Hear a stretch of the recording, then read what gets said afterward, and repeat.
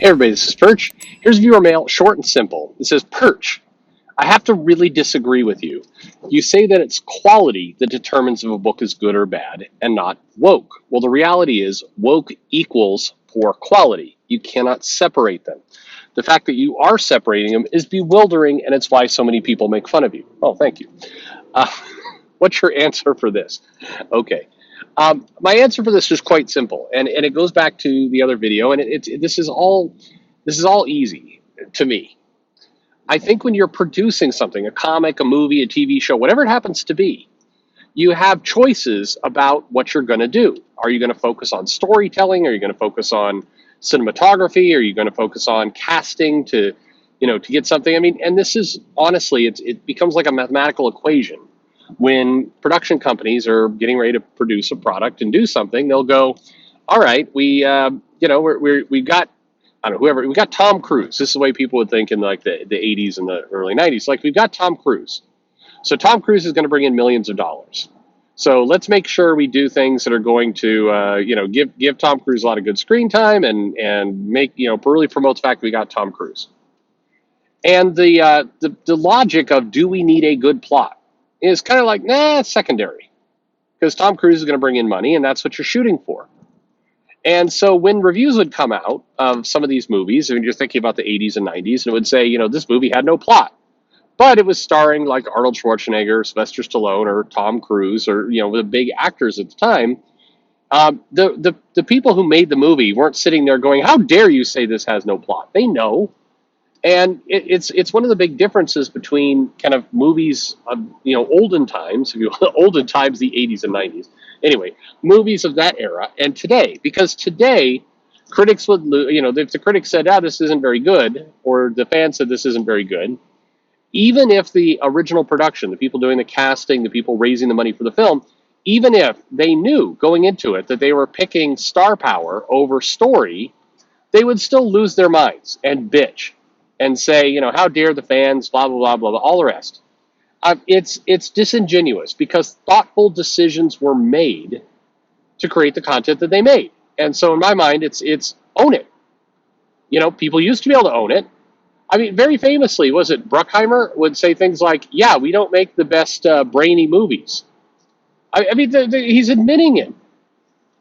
And he's admitting it because it's true, and there's nothing shameful about it. They're saying, we want to put top talent in this film. We're going to, put a bunch of explosions in there.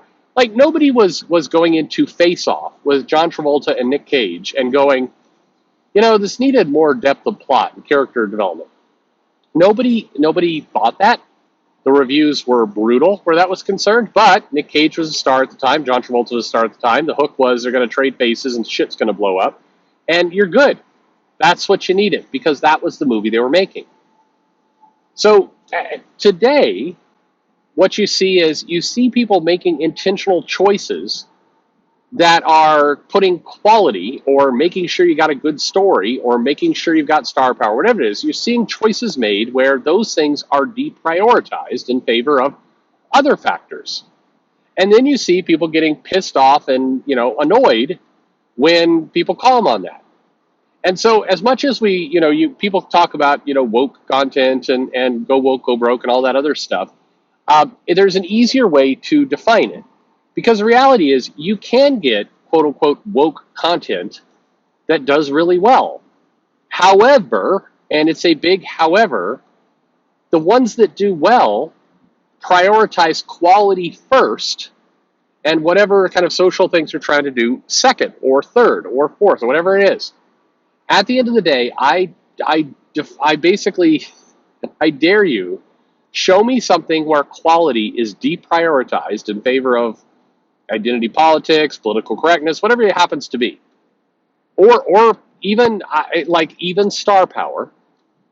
And you basically say the quality doesn't matter, the story doesn't matter. We've got the actors, we're wanting to appeal to marginalized community, whatever your thing is.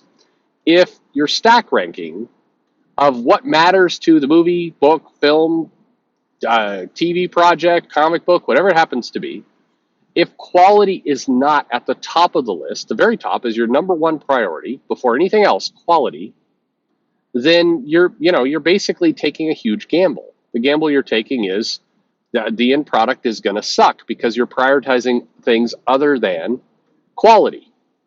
Now, if you're making a movie and Tom Cruise is a guaranteed $100 million box office, yeah, that's probably a bet you want to make.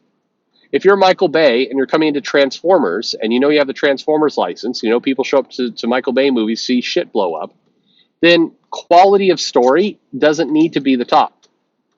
But, again, even there, please find me the interview where Michael Bay says, all the critics who say the story is not complex enough, not detailed enough, can suck it because it is. You're wrong. He doesn't say that because he knows damn well what he's doing. He knows he's got Transformers, and the main message there is I've got big-ass robots, and they're going to punch each other, and at times it's going to look like people just threw a bunch of auto parts in a plastic bag filled with water and shook it a lot of the time. That's what the action sequences in Transformers usually look like. But that's the product we're giving you. That's what we're doing. We're doing that. And he's good with it because he knows that formula is a moneymaker. That formula is going to bring audiences, make sure he hits his bonus targets, and it's going to do well. Because at the end of the day, people going to see a Transformers movie are looking to see robots punch the shit out of each other. They're not looking for Shakespeare. Now, if you are able to accomplish great story, detailed character development, plot, plus robots beating the shit out of each other, then that's a big win. Congratulations. That's amazing. Good for you. But that's hard to do. And the reality is, people don't do it. So when you get to the quote-unquote woke content, what you see is that you see a number of products, a number of things getting made where people say, the important thing for me, meaning the creator, the person putting this together, is that we're doing a story that features a Native American. So therefore, we're going to need to have a Native American creative team. And if you're the team working on this book, you might raise your hand and say, but what about the story? What are we going to do to entice readers in and get them excited about this? And you say, I'm not sure, but hire a good Native American indigenous person to write this comic, and then I'm sure the good story will come later. That's how a lot of the books are made today, in comics particularly, and that's when you get the go woke. It's less. I understand the nuance. I understand why people cling on to that, the woke part, but it's more a decision that's getting made to say, these other factors first, quality second. That's the major determining factor.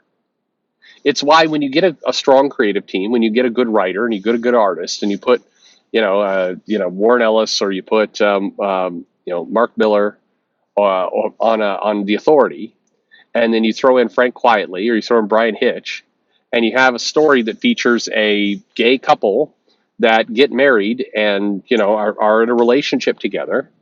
People love it. Nobody goes, oh, it's this. Well, not nobody, but the vast majority of people say this isn't woke. It's because that you can lean on the fact that the story is good, that the quality is there in the art, in the writing, in the packages being put together. It's a quality piece of work. If you nail that, then quote unquote woke elements do just fine. They just can't be the number one priority. Your number one priority cannot be, hey, I'm doing a comic, a Daredevil comic here. So you know what the most important thing is when we're doing a Daredevil comic? You're like, oh, well, what is the most important thing?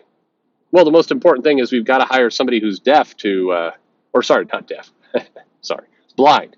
We got to hire somebody blind to write it. You're like, what? Why are we doing that again? It's like, well, we can't. The experience of you can't have somebody writing a comic book with a blind person if they're not blind. That's untrue to the blind experience. It's like, wait a minute, I thought we were trying to tell a good story.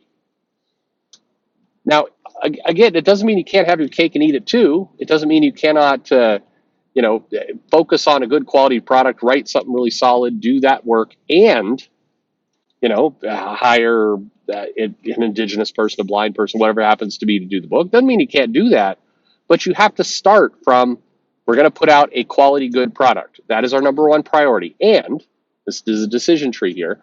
If that means putting out a quality, good product people are going to love and enjoy and read, And as a result, this may mean that this new Storm limited series is going to be written by a pasty white guy.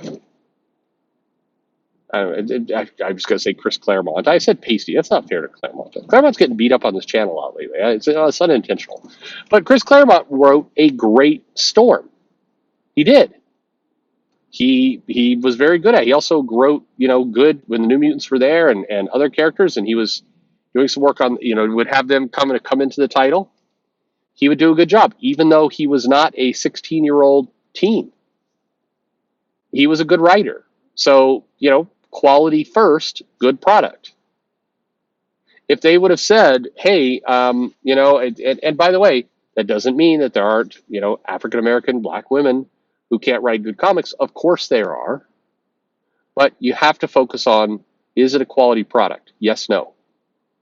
But a lot of comics today and a lot of media today is being done from is the creator black? Yes, check. Is she a woman? Check.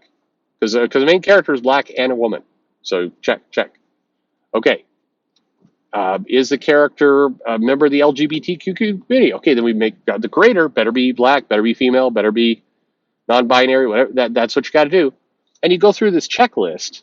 At the very end, it's like, great, we found our creator. Now have him write a good story. It's like, whoa. It's got to be the other way around. Nail the good story. Number one. It has to be number one. And whenever you put identity over quality, or you put, various kind of traits of the character over good character development quality, you're again, does it mean it's impossible for one of these books to do well? No, of course not. Anything is possible in the sun. Anything is possible. But your odds are significantly diminished if quality does not come first. Quality comes first, the rest comes second. Simple. And by the way, saying it that way is a lot cleaner than getting into the go woke, go broke, all that kind of, because now then people are going to throw politics into the mix. Oh, you're talking about Trump here somehow. Like that's where it all gets fucked up. And really, what you're trying to say is, quality is the priority.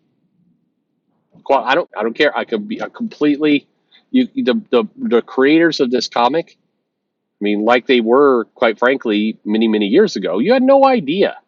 I mean, if you really worked at it, or if sometimes Marvel would print the photos in the books, but generally speaking, it's like John Byrne. I have no idea. What is that guy? I mean, I'm assuming by the name John, it's a guy, but other than that, I have no idea. This guy could be any Byrne. Is he? What is he? Irish, Scottish? I don't know. He's Canadian. Okay, but that's the point here. You didn't know. You just knew if the story was quality or not. So that's my pitch. It's quality first, all the rest second. Anyway, let me know what you think in the comments below. Like and subscribe, of course, and thanks for listening.